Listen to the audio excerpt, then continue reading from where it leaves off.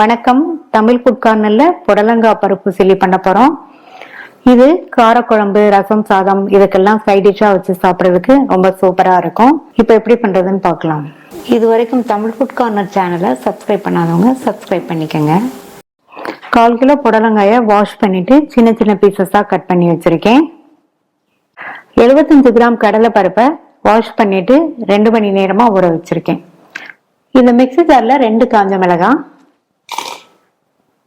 1/2 teaspoon சீரகம், ஊற வச்ச கடலை பருப்பில் உள்ள தண்ணியை கம்ப்ளீட்டா வடிச்சிட்டு சேர்த்துக்கலாம்.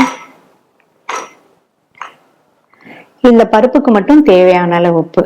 இதை தண்ணி எதுவும் சேர்க்காம கோர்ஸா இருக்கிற மாதிரி அரைச்சிட்டு வந்துடலாம்.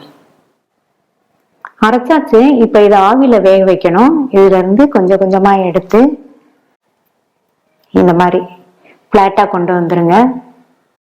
இப்ப தட்டி வச்சத எண்ணெய் தடவுன இட்லி பிளேட்ல இந்த மாதிரி ஒவ்வொன்னா தட்டி தட்டி வச்சிடலாம். இந்த மாதிரி ஆவியில வேக வச்சுட்டு இந்த பருப்பு சில்லி பண்ணோம்னா இதுக்கு எண்ணெய் செலவு கம்மியாகும். நம்ம அரைச்சதை டைரக்டா எண்ணெயில போட்டு வதக்கியும் பண்ணலாம். அந்த மாதிரி பண்ணும்போது எண்ணெய் செலவு கொஞ்சம் அதிகமாகும். தட்டி வச்சாச்சு. இதை ஆவியில வேக வச்சிடலாம்.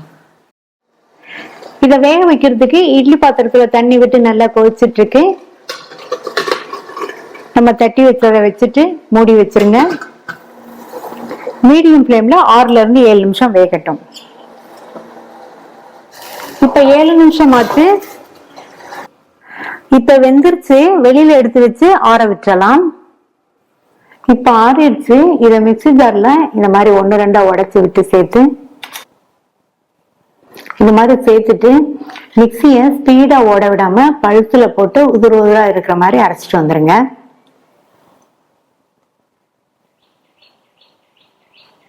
இந்த பேன்ல 2 டீஸ்பூன் தேங்காய் எண்ணெய் சேர்த்து பண்ணுங்க.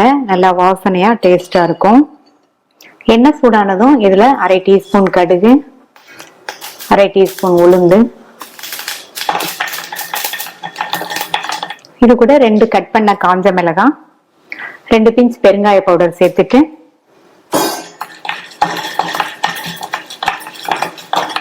அடுத்து இதுல கட் பண்ணி வச்ச புடலங்காயை சேர்க்கிறேன்.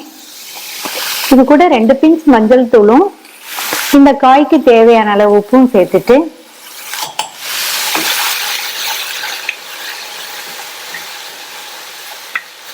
நல்லா மிக்ஸ் பண்ணி விட்டுருங்க.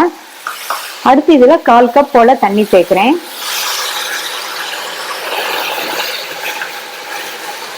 நல்லா கலந்து விட்டாச்சு.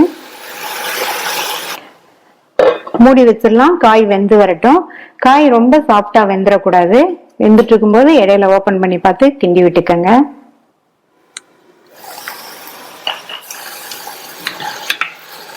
சேர்த்த தண்ணி எல்லாம் வத்திடுச்சு. காயுமே கரெக்டா வெந்திருக்கு.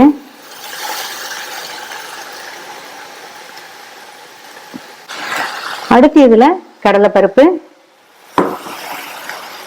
தேங்காய் துருவல் விருப்பப்பட்டா சேர்த்துக்கங்க, இல்லைன்னா ஸ்கிப் பண்ணிடலாம். 1 டீஸ்பூன் தேங்காய் எண்ணெய், பொடியா கட் பண்ண கருவேப்பிலை இலைகள் கொஞ்சமும் கொத்தமல்லி இலைகள் கொஞ்சமும் சேர்க்கிறேன். ஸ்டவ் சிம்ல வச்சுட்டு நல்லா மிக்ஸ் பண்ணி கொடுங்க.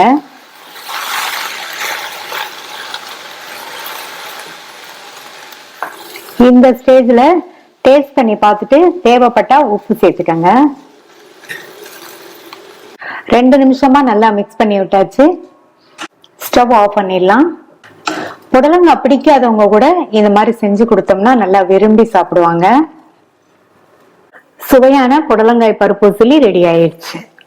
நீங்களும் ஒரு தடவை ட்ரை பண்ணி பார்த்துட்டு உங்க கமெண்ட்ஸை சொல்லுங்க. தேங்க்யூ.